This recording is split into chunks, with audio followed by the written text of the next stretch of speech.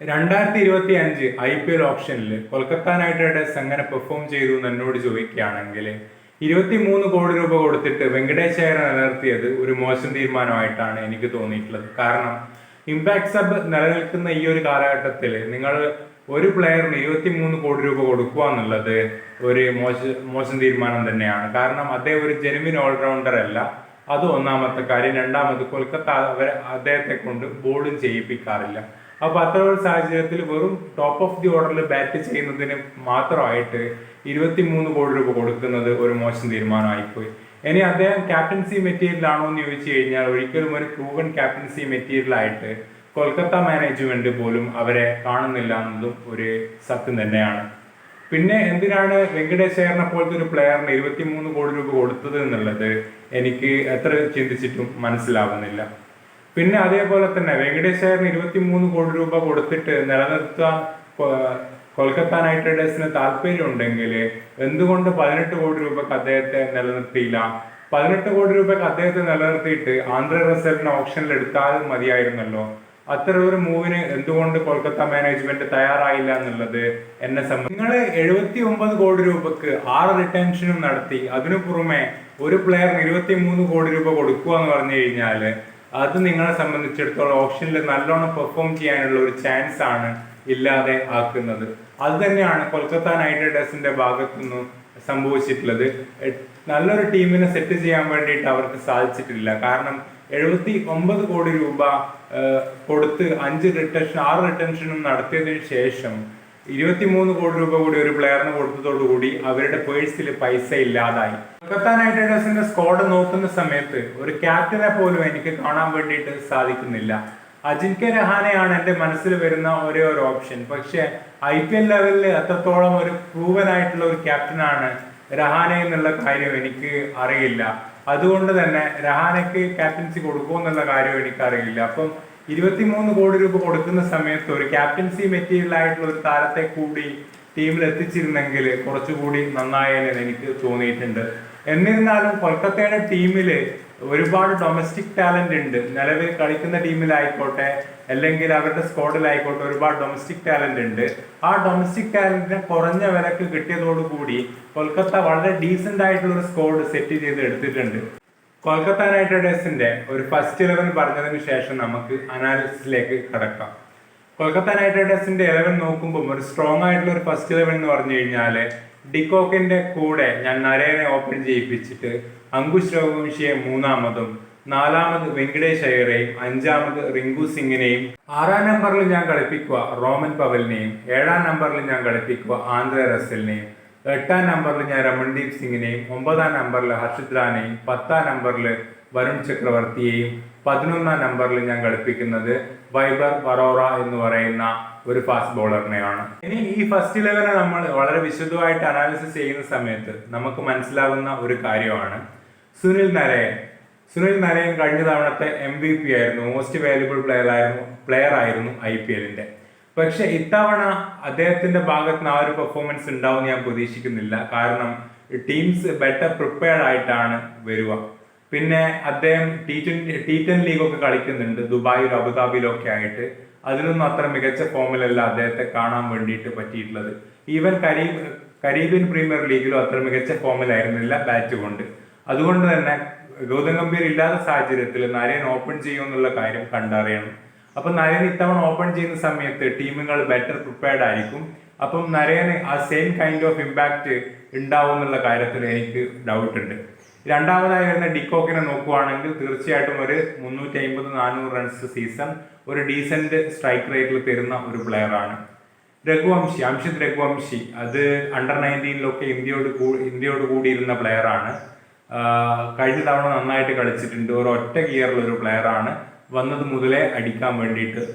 Number 4-ൽ ഞാൻ കളിപ്പിക്കുന്നത് വെങ്കടേഷ് അയ്യറിനെയാണ്. വെങ്കടേഷ് അയ്യർ 23 കോടി രൂപയുടെ ആ വലിയ ഒരു പ്രൈസ് ടാഗുമായിട്ട് സമ്മർദ്ദമില്ലാതെ ഈ സീസൺ കളിക്കാൻ വേണ്ടിയിട്ട് ഞാൻ ആഗ്രഹിക്കുന്നുണ്ട്.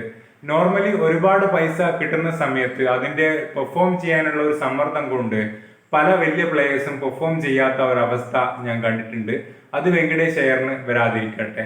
ഇനി നമ്പർ 5-ൽ പറയുകയാണെങ്കിൽ തീർച്ചയായിട്ടും റിങ്കു സിംഗ് ആണ്. റിങ്കു സിംഗ് വളരെ കാപ്പബിൾ ആയിട്ടുള്ള ബാറ്റ്സ്മാൻ ആണ്. നമുക്ക് ഒരു 400 റൺസ് ഒരു ഡീസന്റ് സ്ട്രൈക്ക് റേറ്റിൽ റിങ്കു സിംഗിന്റെ അടുത്ത് നിന്ന് പ്രതീക്ഷിക്കാൻ വേണ്ടിയിട്ട് പറ്റും. റിങ്കു സിംഗ് ആണ് ഫിനിഷർ. പിന്നെയുള്ള റോമൻ പവൽ സ്പിന്ന് വെച്ച്, അതായത് സ്പിന്നിനോട് ചെറിയ സ്ട്രഗിൾ ചെയ്യുന്ന ഒരു ബാറ്റ്സ്മാൻ ആണ് ഈ റോമൻ പവൽ എന്ന് നമുക്ക് എല്ലാവർക്കും അറിയാം.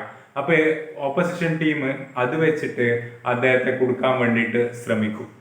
പിന്നെ ആന്ദ്രെ റസൽ നോക്കുവാണെങ്കിൽ T10 ലീഗിൽ പരിക്ക് കാരണം വളരെ ഫോം ഔട്ട് ആണ് ആന്ദ്രെ റസൽ.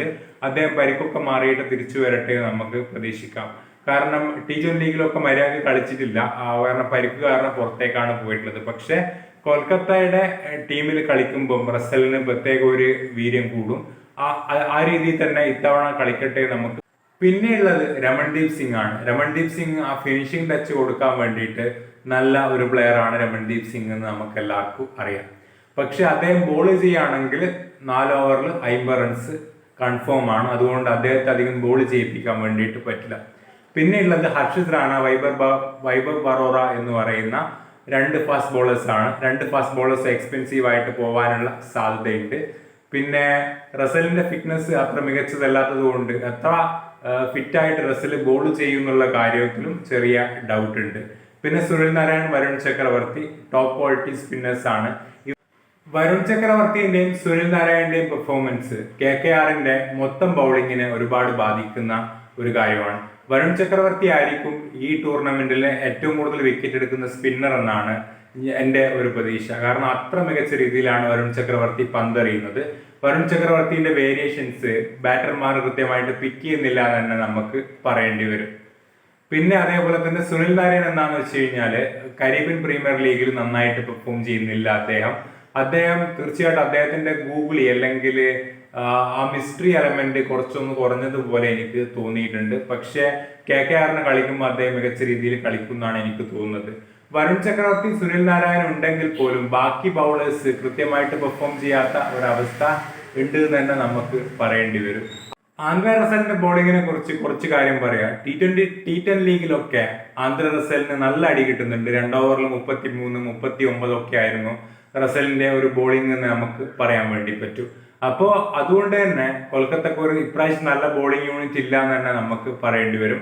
ഒരു നല്ല ബോളിംഗ് യൂണിറ്റ് ഇല്ലാത്തത് കൊണ്ട് തന്നെ കൊൽക്കത്ത ഇത്തവണ കപ്പടിക്കാനുള്ള ഒരു സാധ്യത കുറവാണ്.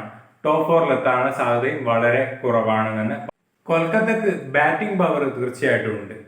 രഘുവംശി, അതേപോലെ Sunil Narayan, de Kock, Russell, Rinku, Ramandeep Singh, Rovman Powell, ഒരു 260 അടിക്കാനുള്ള ഒരു ബാറ്റിംഗ് നിര തീർച്ചയായിട്ടും ഉണ്ട്. പക്ഷെ ബാറ്റിംഗുമായിട്ട് കമ്പയർ ചെയ്യുന്ന സമയത്ത് ബോളിംഗ് വളരെ വീക്കാണെന്ന് നമുക്ക് പറയേണ്ടി വരും. ഈ ബാക്കപ്പിന്റെ കാര്യം പറയുകയാണെങ്കിൽ തീർച്ചയായിട്ടും ഉമ്രാൻ മാലിക് ഒരു ബോളിംഗ് ബാക്കപ്പ് ആയിട്ടുണ്ട്. അതേപോലെ തന്നെ ഒരു ഓവർസീസ് പേസറെ കളിപ്പിക്കണമെന്നുണ്ടെങ്കിൽ അവർക്ക് ആൻഡ്രിക് നോക്കിയ ഉണ്ട്. പക്ഷെ നിലവിലുള്ള സാഹചര്യത്തിൽ ആൻഡ്രിക് നോക്കിയ എങ്ങനെയാന്ന് വെച്ച് കഴിഞ്ഞാല് നല്ല അടിമടിക്കുന്ന ഒരു ഫാസ്റ്റ് ബോളറാണ്. അദ്ദേഹം ഇഞ്ചുറിക്ക് ശേഷവും നന്നായിട്ട് അടിമടിക്കുന്നുണ്ട്.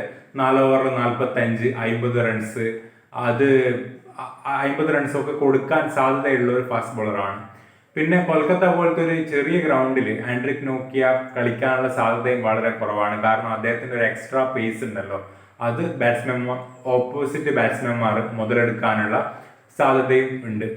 പിന്നെ ബാക്കപ്പ് നോക്കുവാണെങ്കിൽ പിന്നെയുള്ളത് അങ്കുൽ റോയ് എന്ന് പറയുന്ന ഒരു ബൗളിംഗ് ഓൾറൗണ്ടറാണ് ഉള്ളത്. ബാക്കപ്പും കാര്യമായിട്ടില്ല. പിന്നെ റോമൻ പവലിനെ മാറ്റിയിട്ട് ഒരു ഇന്ത്യൻ ബാറ്ററെ കൊണ്ടുവരണമെന്നാണെങ്കിൽ തീർച്ചയായിട്ടും ഉള്ളത് മനീഷ് പാണ്ഡെയും അജിൻക്യ രഹാനെയും ഒക്കെയാണ്. അപ്പൊ ബാക്കപ്പും കൃത്യമായിട്ട് എടുത്തിട്ടില്ല. ഫസ്റ്റ് 11 ബോളിംഗും കൃത്യമല്ല. അതുകൊണ്ട് തന്നെ കൊൽക്കത്ത നൈറ്റ് റൈഡേഴ്സ് ഇത്തവണ ഒരു പ്ലേ ഓഫ് കളിക്കാനുള്ള സാധ്യതയില്ല. എങ്ങനെയാലും പുറത്തേക്ക് പോകുന്നതാണ് എൻ്റെ ഒരു നിഗമനം.